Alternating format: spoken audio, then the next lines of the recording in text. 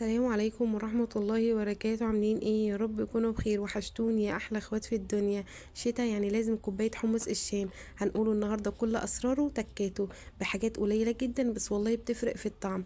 يلا بينا نشوفوا مقاديرنا عبارة عن ايه. مقاديرنا هنا عبارة عن نص كيلو من حمص الشام، نقعينه قبليها بيوم عشان تبقى معاكي الحمص كده بقى نافش معاكي كده، وفي نفس الوقت ما بياخدش معاكي وقت في السوا.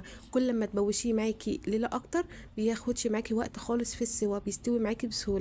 طبعا عندي هنا زي 4 طماطميات كده ضربتهم في الخلاط بمعلقه كده من التوم، فرمتها كويس جدا، وبعد كده صفيت الطماطم هنا كويس، مش عايزين شوائم خالص. وبعد كده جبت شويه ميه كده حلوين، ميه ساقعه خالص من الحنفيه. هنا بقول لكم التوم عشان ما تنسوش. طبعا هنا بعد ما قلبتهم هنجيبوا بقى التوابل، عباره عن ملح وفلفل وتوم باودر، بصل باودر، كمون، وكزبره ناشفه، والسحر بقى بتاعنا النهارده اللي هو مكعب الماجي.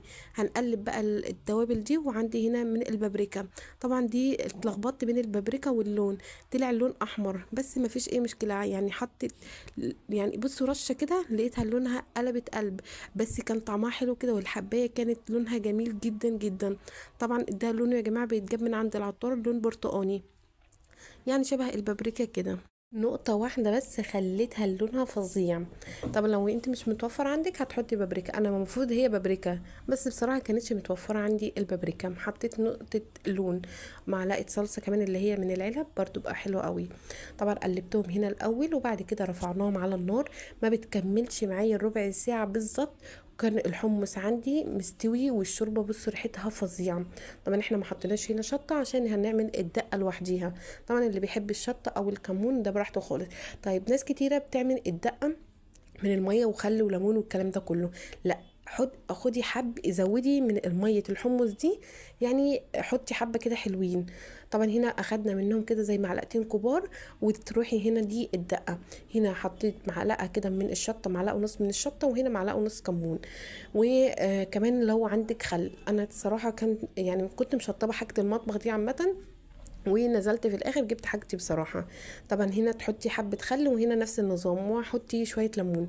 يلا بقى نصبه حمص الشام على اصوله، حاجه كده اللهم بارك، وريحته فظيعه جدا جدا. بصوا اللون عامل ازاي، بجد رهيب جدا.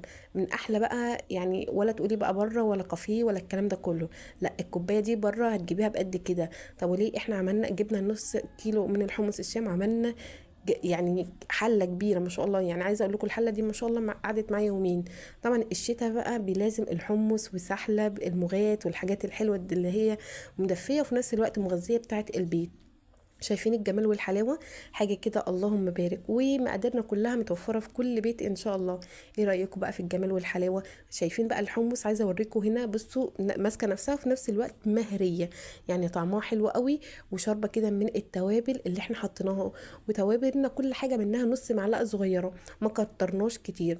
طبعا هنا بصوا الشوربه عامل يعني لونها فظيع، وفي نفس الوقت طعمها حلو قوي. لو عجبكم فيديو النهارده يا ريت تنورونا بلايك من ايديكم الحلوه، واشتركوا في القناه عشان القناه تكبر بيكم باحلى عيله في الدنيا. واسيبكم بقى في رعايه الله، والسلام.